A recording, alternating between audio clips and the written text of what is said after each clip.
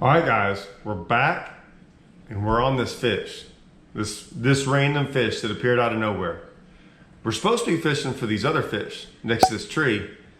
And all of a sudden this one fish, it all of a sudden just starts swimming around in circles and just starts kind of appearing here and there. It's kind of getting close to this one bed where we caught these other ones. So we haven't left yet. We've been sitting here basically all morning long.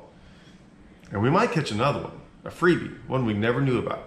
She's not actually on the bed. Let's see. So this fish is swimming around. It's swimming around. It'll stop every once in a while close to the bed and we can kind of see it. Now remember, we can't really see all that well. That's more of a deterrent to get it back. Plus you're probably gonna, there's a good chance you catch 2 or 3 while I'm doing that. Right.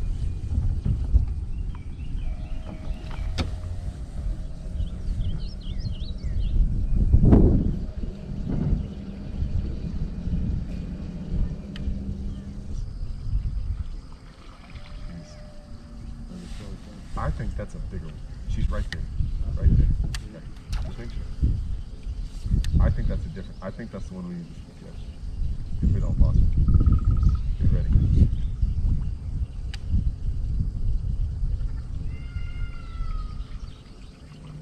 Okay. See, that's not this. That's okay. Okay, so watch what I'm gonna throw in there and see if that male's in there. And then see if that makes her get even if that male bites, I'm fine. That one's a bigger dude. That's a 5, I think. Here, one's in there. One's in there. We can't see that. The lake has come up almost a foot and a half from when I was here last week. It's come up a lot in the last like 2 days. So it's not exactly clear. The water's high and this bed isn't exactly, I don't think, a new bed. I think they're new fish, but they're not up there extremely shallow. So we can't just see them perfectly. We see bits and glimpses of a shadow here, a shadow there. So we're watching it, but it's starting to stick around. The longer we throw at it, the longer we fish around it, the more it starts to get on this, what we think is the same bed we caught those other ones. So after throwing at it for now, it seems like 15, 20 minutes, it's starting to kind of hang around this one spot.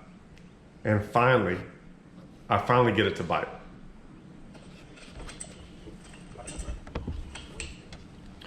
He's big, dude. How big? Oh, look. How big?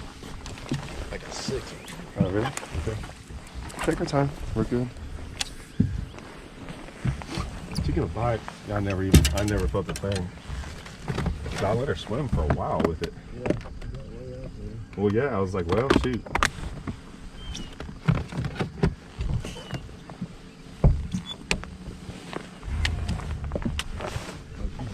Okay. Now when I get my rage bug in, I'm going, I know it bit it. It had to have. And I see that one of the claws is gone. So I'm like, oh, okay, no big deal. Once it bites once, we're pretty confident we're gonna catch it. But like I said, it's still not on the bed, and there's always that doubt that creeps in the back of your mind. So we keep fishing, Russell gets in there, throws a little bit different bait, maybe gives it something new. We're just trying to see what it's really interested in.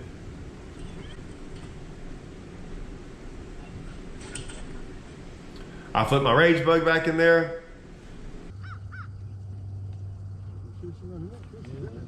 Yeah, she follows your bait and swim up in there.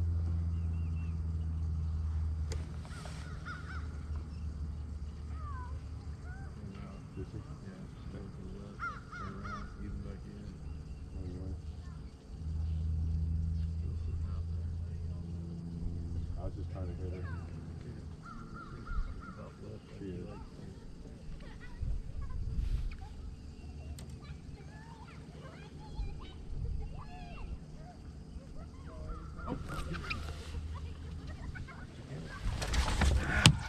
She never has it. She gets one pincher every time. No, she didn't have any pinchers. Y'all letting her swim with it.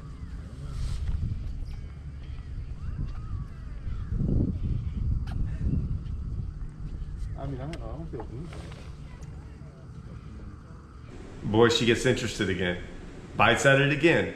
This time she doesn't eat a claw. She eats one of the wings. Rage bugs have these little kind of arm wings on them. Very little. I mean, they are very small, very little. You wouldn't think it'd actually get one of them and pick it up and nothing else, but that's what happened. So I was like, great, one of these fish. It's not a small one. You would think a fish this big wouldn't just pick up little bitty appendages off your bait, but they do. I mean, it just happens that way. So I'm like, all right, no big deal. We'll slow down. I'll throw in there. But when she bites, I'm gonna let her swim off a lot longer. Because I'm not seeing her eat my bait. I'm feeling her and or watching my line swim off. But I'm like, all right, that's cool. I'll just let her swim off even longer and she'll probably get it.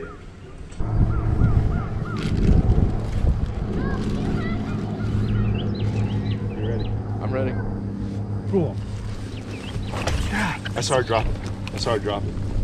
Look at that. Dude, she sat there forever. I just sat there. And all of a sudden, when I shook it, she goes, she did a freaking giant circle. Like she hadn't acted like that yet. Huh? I did that on mine a while ago one time.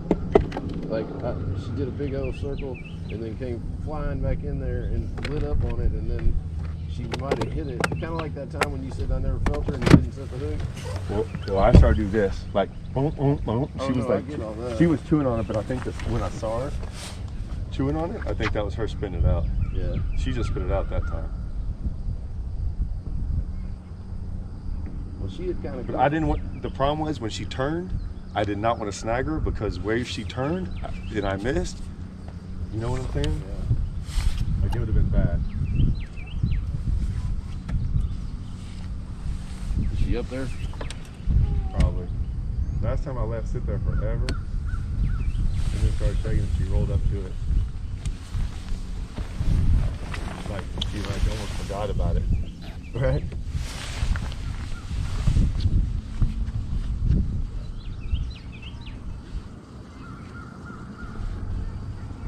Well, now it's just getting flat out ridiculous. I've had her bite 3, 4, 5 times now. She will bite and swim off with it. I've let her swim 2 or 3 feet with it and still nothing. The good thing is she's biting. We're gonna catch her, but here's the deal. We don't look at it as whether or not we're gonna catch her or not. We still can't see. And there's always a small chance that when they bite and they swim off and you can't see and they're not eating it all the way, there's always that small chance you could foul hook them. So we're paying attention to that. We don't want that to happen. Does it happen? It rarely happens if you do this the right way. And I've made tons of videos on doing this the right way and how I sight fish and why I use the equipment I use, from my rage bug to the haymaker owner hook I have to my rod right here. And this is my prototype rod that's coming out here shortly. And so, you know, we're just kind of taking our time going, we're gonna get this fish. It's just, don't foul hook it on the slim chance we actually might, and then don't lose it. So we're taking our time, being patient, and you know, I think it's a decent one. I mean, I think it should be about the same size as the one we caught before, the biggest one we have so far, which was like around a 4-pounder.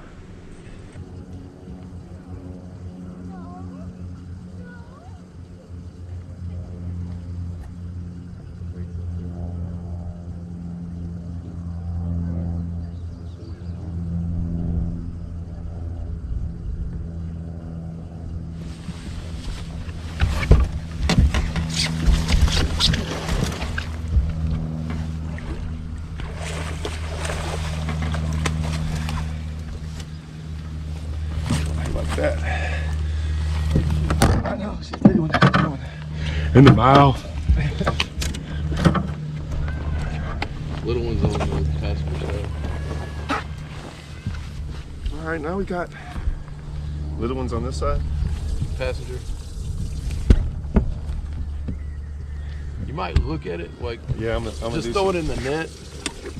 I didn't put that thing in his mouth because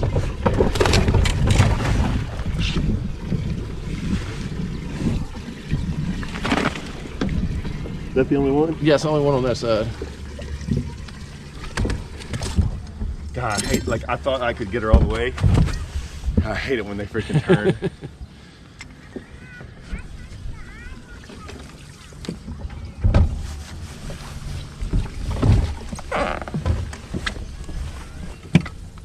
Which one's going back?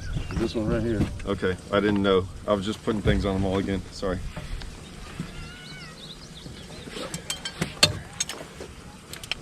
Okay, check this one. I think white is going to be our smallest one now because I'm pretty sure it was yellow. Okay, maybe it's this red one. Yeah, I was hoping it was a 4-pounder when I saw it the first time. When you tried to stick it the first time and it came up high in the water? Huh? When you tried to stick it the first time and it came up high in the water over there, I was like, that ain't no 4-pounder. Yeah, no. Well, I mean, and I'm still not so sure that's the one I saw, but whatever.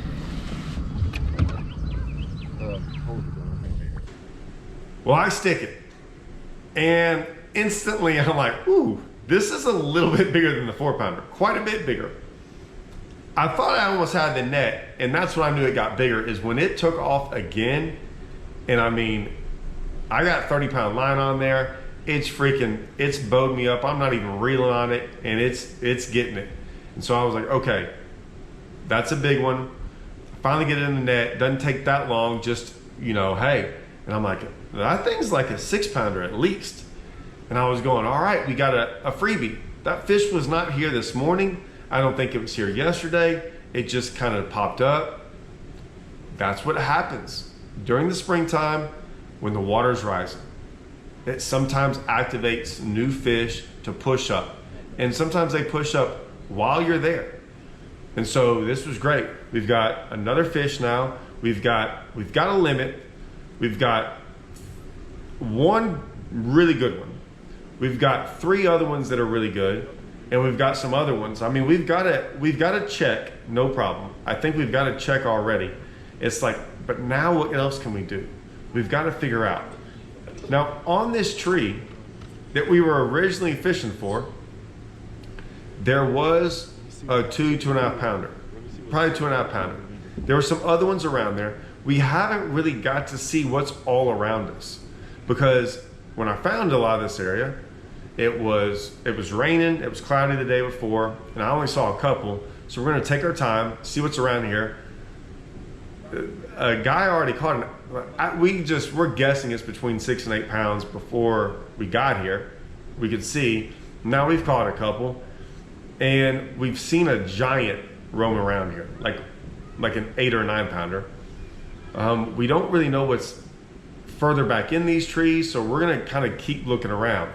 Plus, we're kind of waiting around because we want to kind of look around this whole area, but there's kind of been people, and so we've kind of like let everyone else do their thing. We've been kind of waiting for the sun to get up, and we're gonna go look around.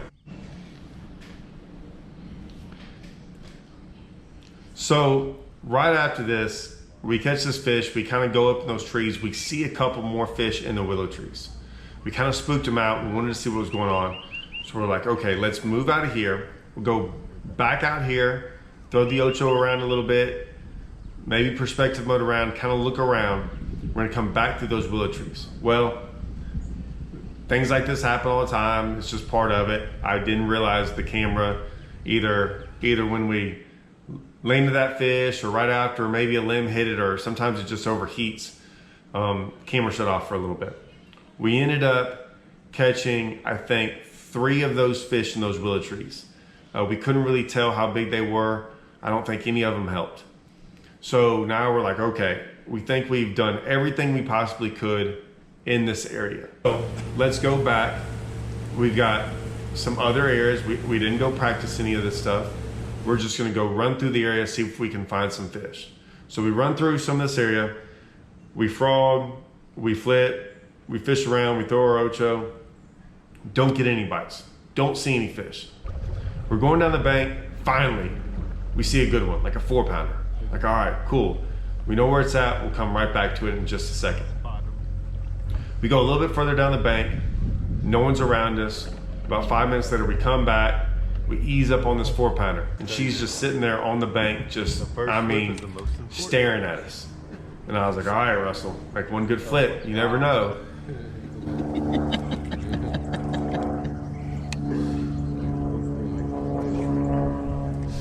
Oh, well, knock her out.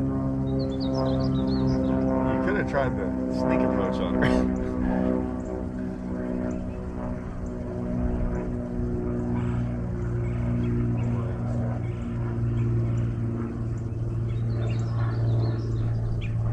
I see her. What? I see her. Out here? Out in front of that green thing? You sure? It's weird why some of these fish on beds, especially when the water's coming up or when conditions are changed, we don't even really know if they're on beds, right? Like that last one wasn't really on a bed when we saw it. This fish is sitting there, not moving. A lot of times when they're like that, it's like a 50-50 chance. You either throw on them and they're liable to eat first cast, or they're liable to take off and we never see them again. Well, this fish took off. It didn't go very far. We're like, oh, okay, we got a chance. You hopped it a little bit. It kind of came in there. It looked for a second. We're like, oh, this is gonna be okay. We're gonna catch this fish. This is a good one. This is gonna be a 4-pounder. We made another flip in there. She kind of eased off. We watched her for a little bit. 10 minutes later, we don't see her at all. She's gone. She never showed back up. We came back 10 or 15 minutes later, still not there. We have no idea. Maybe she was sunning. You never know. Sometimes you run into fish like that. Was she ever on the bed? Was there even a bed there? We don't even know. But now she's gone. We haven't found anything else, and fishing's hard. Like, fishing for us hasn't been that great. It was great in practice. It was great when it was cloudy. It was great till about 10 or 11 o'clock. Well, it's past that. So we're going, okay, let's kind of put this aside for a little bit. Let's go do what Russell found. Let's go frog, go throw a prop and perch, and run through some of this area. Remember, he went through this area because I was asking him questions about it. I'm like, what do you think? He goes, man, you know, he got bit up for sure. But the problem was, is he's like, it was dark, it was raining, it was cloudy, did not look like this. Heck, I don't even know what I was throwing at half the time. Like, I don't know if they were fish on beds, if they were just up there feeding, but they were big ones. So we're gonna run down the lake, run to a couple of these areas, and go try it out. We go through these areas. We don't get a bite. We're looking, we're throwing our pop and perch. We're trying to figure out, okay, well, maybe they moved, maybe they're in the shade now. Because a lot of times there was no shade, right? He was just throwing. He just had his little pattern figured out. And he said it was really good, really easy. He said, man, I didn't even fish all this. I was getting bit, going down the bank and looking at stuff because I could pretty much call my shot. So we go through a couple of those areas, nothing. Now it's decision time. I said, all right, we can go through a couple of these areas, some other stuff, and then we might just go look, go throw it, the pop and perch some more, and then look at the same time. So we go down a bank or two, which I've never even gone down before. I think I went down it in practice, and it looked right. We went down it, and it looked right, it was clear. And I said, all right, across this creek, on that bank, I said I had 2 bites. One of them was a big one on a pop and perch. I said the other one was a decent one. So like the big one was like a 6-pounder. The other one was like a 3-pounder. And I was like, they were up there super shallow. I don't know why they were up there, what was going on. Let's go over there. We only have a little bit of time left. Can I have one right here? Like that thing? Yeah, no, past it. Like, it's up here shallow, dude. Yeah, I had one right here. I mean, this could easily be. Look how shallow it is. I had one like right here. They both rolled on it. I didn't need it.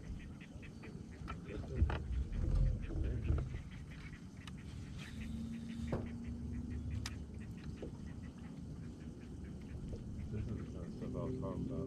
Yeah,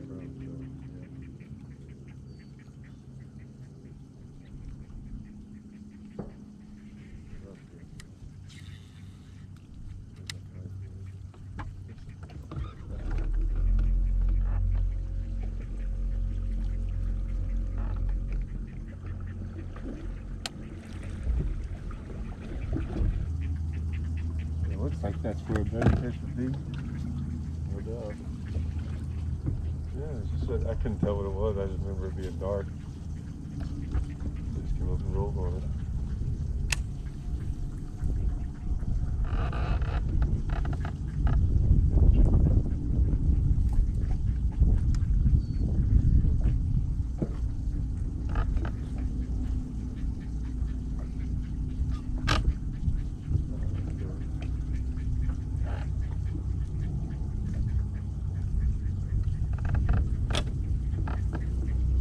Would you do this?